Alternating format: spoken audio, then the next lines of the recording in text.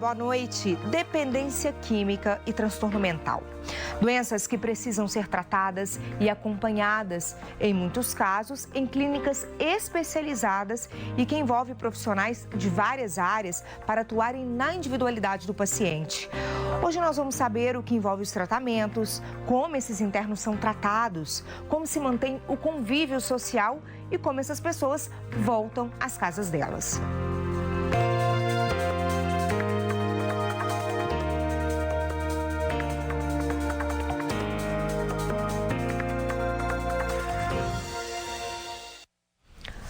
O assunto chama atenção depois que um homem de 39 anos morreu em uma clínica de reabilitação no interior de São Paulo. A família suspeita que ele tenha sido vítima de maus tratos durante a internação. A rede de clínicas está sendo investigada pela Polícia Civil. Aqui no estúdio recebemos o Thales Pimenta, ele é psiquiatra. Boa noite para você, Thales. Tudo bem? Boa noite, Érica. Seja bem-vindo aqui ao Opinião Minas. Thales, nós vamos receber também para falar com a gente durante a edição de hoje, mas virtualmente, o Emerson Franca.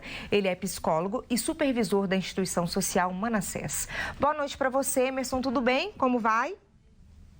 Boa noite, tudo jóia. Bem-vindo à Opinião Minas, Emerson. Primeiro, a gente quer saber, Thales, vou começar com você aqui no estúdio, sobre clínica de reabilitação. O que são essas clínicas e a quem elas atendem? Pacientes com transtorno mental e dependência química, todos são tratados juntos? Pois é, o termo clínica de reabilitação é um termo mais leigo do que técnico. Ele contempla de forma tácita aquelas clínicas que são voltadas exclusivamente para o tratamento de pessoas que sofrem com um transtorno por uso de substâncias. Na rede pública, a gente tem hoje dentro da RAPS, que é a Rede de Atenção Psicossocial, desde o ano de 2019, dois tipos de equipamentos que são exclusivamente voltados para o tratamento da dependência química ou para o transtorno de uso de substâncias, que é o termo mais utilizado atualmente. São os CAPs AD, ou seja, Centros de Atenção Psicossocial, Álcool e Drogas, que contemplam a modalidade do que vulgarmente é chamado de internação, mas que na rede a gente não usa muito esse termo, preferindo o termo hospitalidade noturna, hospitalidade integral, do tipo 3 e tipo 4. Esses dois tipos de CAPs, eles contemplam um tratamento mais intensivo em que o paciente, o usuário, a pessoa pode pernoitar lá e permanecer algum tempo já sendo observado de maneira mais pormenorizada. E existem também as comunidades terapêuticas, que, como eu disse, desde o ano de 2019 estão na RAPS. Elas, pela lei, visam a abstinência, não tem necessariamente que ter profissionais médicos ou psicólogos, embora algumas possam ter, e precisam ter um ambiente adequado para o desenvolvimento de atividades que possam propiciar essa superação do transtorno por uso de substância. Ô Emerson, a instituição Manassés, a gente pode dizer que é uma comunidade terapêutica. Então, como que vocês funcionam? Como que é feito o trabalho na instituição? Vocês estão me ouvindo? Estamos sim. Pronto. A instituição Manassés é uma comunidade terapêutica, né? Ela acolhe demanda espontânea e algumas demandas encaminhadas, né, que vêm de alguns órgãos, né, direcionado para a instituição, prefeitura, CRAS, consultório de rua, né? Muitos desses pacientes que vêm para a instituição Manassés, eles vêm encaminhados desses espaços. E também a demanda espontânea, que é quando o candidato a residente e busca uma ajuda no contexto familiar, ou a própria família, muitas vezes, entra em contato com a instituição, uma vaga para que esse candidato ele possa fazer um tratamento dentro dos espaços da instituição. Esse tratamento ele é oferecido de forma voluntária, né? Então, o candidato a residente ele é convidado a um entrevista, onde ele acompanhado de familiar, e o objetivo é identificar, né, entender um pouco como que está essa questão com a adicção, né, se já teve outras internações, se esse candidato ele já tem um histórico de internações, se não há demandas, né, que muitas vezes o espaço da unidade terapêutica ele não tem estrutura para atender, como as demandas de saúde mental, né? O paciente que a comunidade terapêutica acolhe é aquele paciente que, de certa forma, ele está estabilizado, mas tem demanda, né, de álcool e droga. Então, uma vez que ele, nessa entrevista, uma vez a proposta de tratamento apresentada a ele, e ele deseja fazer o tratamento, então a gente passa para a família uma relação de alguns documentos que precisa ser providenciado, a família providencia e aí eles já retornam num segundo momento já para fazer o processo de internação. Bom, o Emerson explicou para a gente como que funciona essa adesão lá, depois ele vai explicar mais um pouquinho do trabalho da instituição. E aí, Thales, como funciona essa entrada do paciente aqui nas instituições que a gente tem, aqui das quais você citou, como que ele chega nessas instituições e como que é feito esse acompanhamento lá dentro? Você disse que é uma equipe multidisciplinar, para que se atenda à individualidade do paciente. Certo. Bom, nos CAPs, o que acontece é que esses são equipamentos territorializados, né? Então, cada território aqui, falando da capital de Belo Horizonte, vai ter um CAPS que vai estar descrito para aquela população. Então, a população tem que procurar o CAPS de sua localidade. Geralmente, no interior, quando a cidade tem menos de 70 mil habitantes, a gente não tem um CAPS exclusivamente voltado para o tratamento da dependência química. A gente tem um equipamento chamado CAPS-1, né? Esse CAPS está habilitado para tratar os diversos transtornos mentais. Mas também, de novo, é um equipamento territorializado. A pessoa pode chegar lá via demanda espontânea mesmo, né? Procurar saber onde que é o CAPS da sua localidade e pedir um acolhimento. Ela vai ser atendida por um profissional de nível superior, normalmente, que vai escutá-la, acolhê-la e encaminhar a sua demanda para um profissional que melhor possa atendê-la naquele momento. Nos casos dos CAPS 3 ou 4, existe a possibilidade, inclusive, da pessoa, como eu disse, ficar lá durante a noite, né? Passar a noite, ser o que normalmente se entende por internada, né? Nos outros casos, é possível encaminhamento. No interior, existe hoje os tais leitos de retaguarda, em que a pessoa pode pernoitar, normalmente, num hospital geral e retornar no dia seguinte para aquela instituição. Mas tudo isso vai ser mediante a confecção do que na rede a gente chama de um plano terapêutico singular, né? Porque cada usuário, cada paciente, cada pessoa tem uma demanda própria, às vezes sendo necessário o uso de medicação, às vezes não sendo necessário, às vezes sendo necessário tratar uma comorbidade que possa estar levando à manutenção daquele transtorno por uso de substância. Então, tudo varia caso a caso. Mas, de fato, sempre é necessário um acompanhamento multidisciplinar. Existe uma internação compulsória nesses casos? Certo. Existem 3 modalidades de internação na saúde mental de acordo com a lei. Existe a internação voluntária, em que a pessoa vai lá e pede para ser internada. Existe a internação involuntária, a pedido de um terceiro, circunstanciada por um termo médico e validada, né, como indicação médica para que ela de fato aconteça. E existe a internação compulsória. Geralmente as pessoas confundem compulsória com involuntária.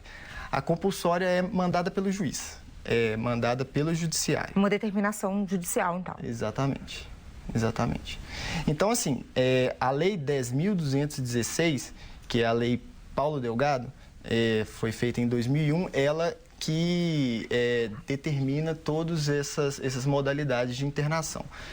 Até 2019, a gente não tinha uma legislação própria para internação de dependentes químicos, né? Pessoas com transtorno por uso de substância. Mas a Lei 11.343 foi alterada nesse ano e aí ela passou a versar mais explicitamente sobre esse tipo de internação, a internação de dependentes químicos, né? Então, lá diz que sim, é possível fazer a internação involuntária de dependentes químicos, contanto que ela não passe do tempo de 90 dias, que é o período máximo para desintoxicação. Ele também precisa passar por uma avaliação médica e essa indicação precisa ser circunstanciada em prontuário e indicada por um profissional médico. Sim.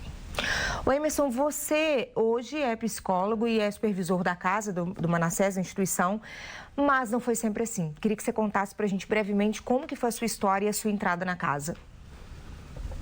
Certo. Eu sou natural de Porto Alegre, no Rio Grande do Sul.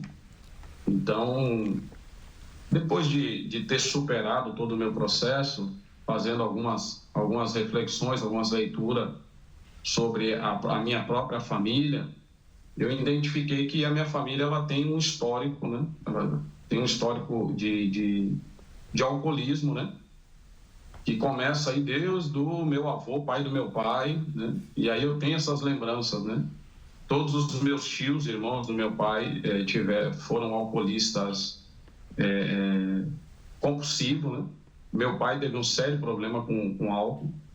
E eu cresci dentro de um lar, né, de 7 irmãos e vivenciando algumas situações, né? O álcool sempre muito presente na minha casa, o tabagismo também, né? Tinha um consumo grande dentro da minha casa, minha mãe fumava, minhas irmãs. Então, aos 13 anos de idade, eu... em rodas de amizades, né? E eu tive esse primeiro contato com a dependência química. E agregado a isso, né, em seguida veio também...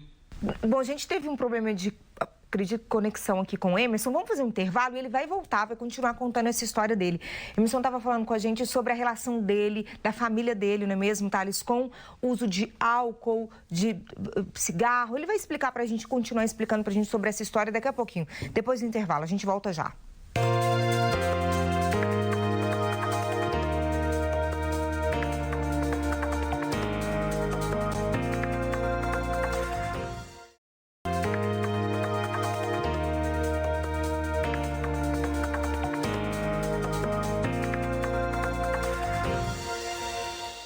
Estamos de volta com Opinião Minas, hoje falando sobre tratamentos de dependência química e transtorno mental. Como funcionam os trabalhos das clínicas especializadas, das casas terapêuticas? Aqui no estúdio recebemos o Thales Pimenta, ele é psiquiatra, e virtualmente nós estamos conversando também com o Emerson Franca, ele é psicólogo e supervisor da instituição social Manassés. Emerson estava contando para a gente sobre essa relação dele com, antes de entrar na casa, não é mesmo, Thales? Ele estava contando, quando ele entrou na casa, na verdade, hoje ele é supervisor e psicólogo, mas tem um caminho aí anterior. Contou pra gente sobre a relação da família com abuso de álcool, cigarro. E aí você estava contando pra gente, Emerson, que aos 13 anos, o que foi acontecendo com você a partir dos 13? Aos 13 anos eu tomei uma atitude que marcou minha vida, né?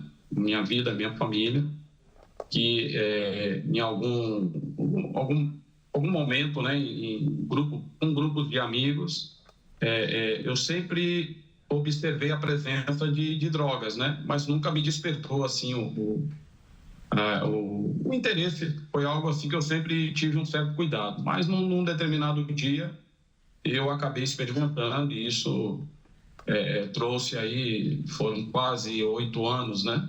De um processo delicado, porque eu me tornei um usuário compulsivo, né? Eu não usava pouco, né? Eu comecei usando periodicamente nos finais de semana, mas com o passar do tempo eu estava fazendo esse uso, né, de praticamente diário e muitas vezes com o consumo de bebida alcoólica agregada. Então isso me trouxe uma consequência de perder o direito de viver em família, porque ficou muito difícil a convivência. Eram 7 irmãos, né, então tinha muitos conflitos ali dentro do contexto doméstico. E aí eu acabei ficando um período longo sem morar com a minha família, né? Em alguns momentos até nas ruas ou em casa de amigos, quando alguém me acolhia, né? Mas na maior parte do tempo nas ruas. Então chegou um momento que eu tive uma reflexão que não era aquilo que eu queria, né? Antes de eu ter esse contato com a drogadição, eu tinha sonhos, eu tinha projetos, propósitos de vida.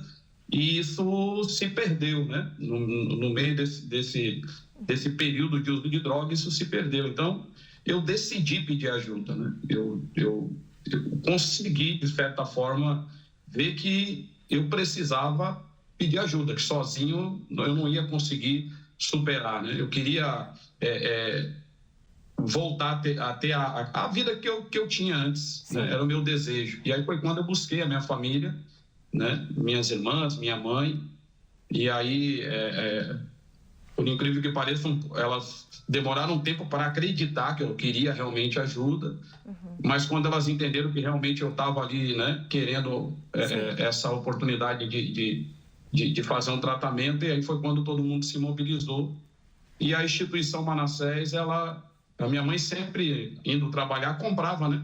Aqueles kitzinhos que a Manassés leva no coletivo, divulgação, e ela tinha um folheto em casa.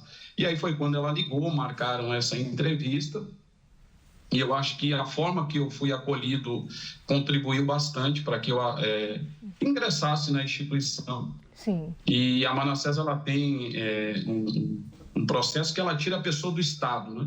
Então, eu saí do Rio Grande do Sul e fui para Curitiba, no Paraná, e ali foi onde eu dei início ao meu de recuperação. E não foi um processo rápido e simples, né? Teve vários momentos desse tratamento, né? Os primeiros 30 dias ali foram os mais difíceis, né? Questão de abstinência, né? Principalmente o cigarro foi um dos que eu tive mais trabalho, assim, para conseguir superar e lidar com essa questão do cigarro. Mas eu consegui, né? Consegui concluir o tratamento e depois que eu concluí o tratamento, não foi só simplesmente vou voltar para casa, o problema de certa forma está resolvido, vou tocar minha vida. Eu me compreendi um pouco dentro desse trabalho e eu queria usar a minha história de vida para poder ajudar outras pessoas. Porque quando você fala para uma pessoa que está num uso severo, em tratamento, às vezes ele não consegue assimilar que é possível ele superar muitas vezes aquela condição que ele se encontra. Então eu sabia que com a minha história de vida eu poderia de alguma forma contribuir com essas pessoas também. E inspirar outras pessoas também, não é mesmo, Emerson? Olha só, essa história que o Emerson está contando para a gente, Thales, foi um desejo, uma vontade dele, ele procurou ajuda, identificou um momento em que estava perdendo o convívio com a família e buscou essa ajuda, chegou até a instituição. Nas comunidades terapêuticas, a gente não pode dizer internação, né? A entrada, ela tem que ser voluntária, a pessoa tem que manifestar esse desejo, não é? Exatamente. Na mesma lei que eu disse, né, 11.343, no ano de 2019, quando foi criada essa regulação mais específica das comunidades terapêuticas, está lá no artigo 23, explicitamente que é vedado todo e qualquer tipo de internação em comunidades terapêuticas. Então, não se utiliza, inclusive, esse termo internação em comunidade terapêutica. Sim. A pessoa, para entrar na comunidade terapêutica, fazer parte da comunidade terapêutica e seguir seu tratamento lá também, né? Ela precisa, primeiro, passar por uma avaliação médica, o que também está escrito na lei, e ela precisa manifestar essa vontade dela, inclusive por escrito. E não pode permanecer na instituição em hipótese alguma contra a vontade dela.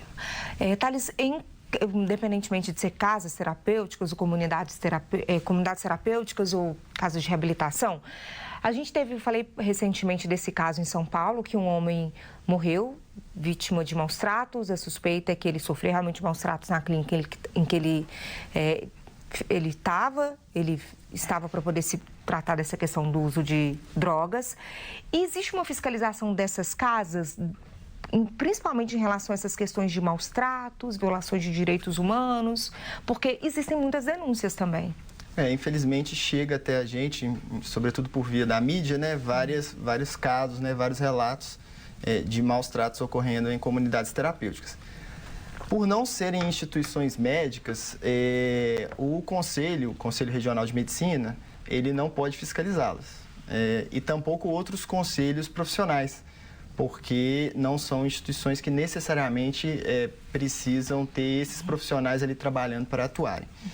Portanto, a regulação, ela recai sobre o Ministério. À época do governo passado, acho que, salvo engano, no ano de 2021, foi elaborada uma portaria 625, se não me falha a memória, para que essa fiscalização fosse feita de maneira remota, em período oportuno, mas não avisado previamente para as comunidades terapêuticas.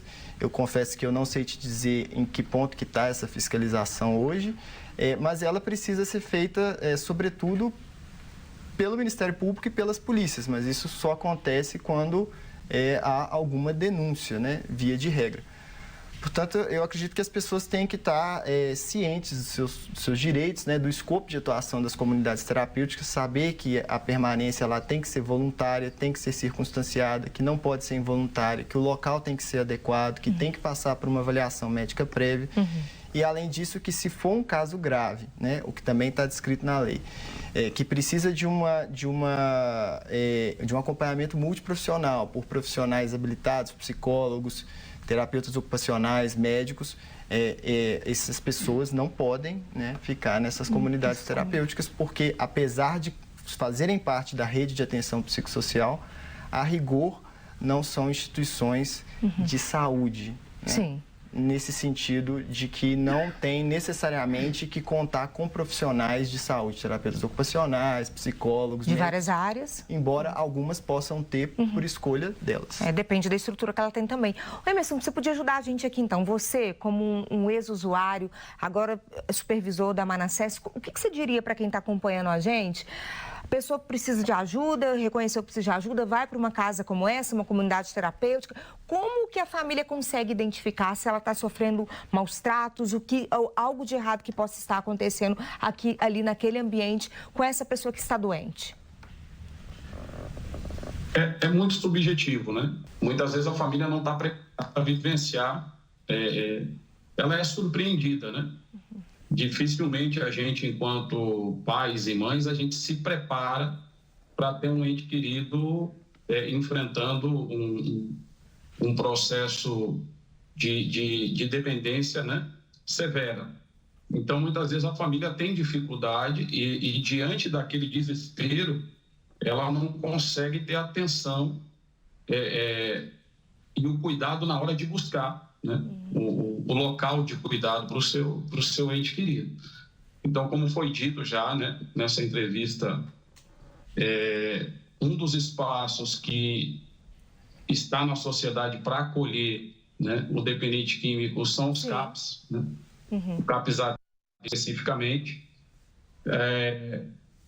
Tem pessoas que às vezes vêm na comunidade terapêutica e ele diz assim: eu estou querendo buscar o tratamento na comunidade terapêutica porque eu não consigo frear.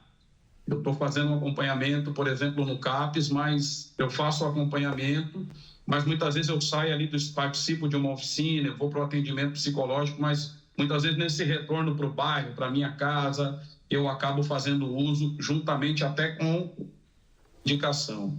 Então, ele entende que o contexto que ele está convivendo não está contribuindo também para que o tratamento aberto tenha a eficácia o resultado que se espera, né? Queria agradecer ao Emerson pela participação, compartilhar com a gente sobre a história dele, sobre o trabalho do Manassés. Muito obrigada, Emerson.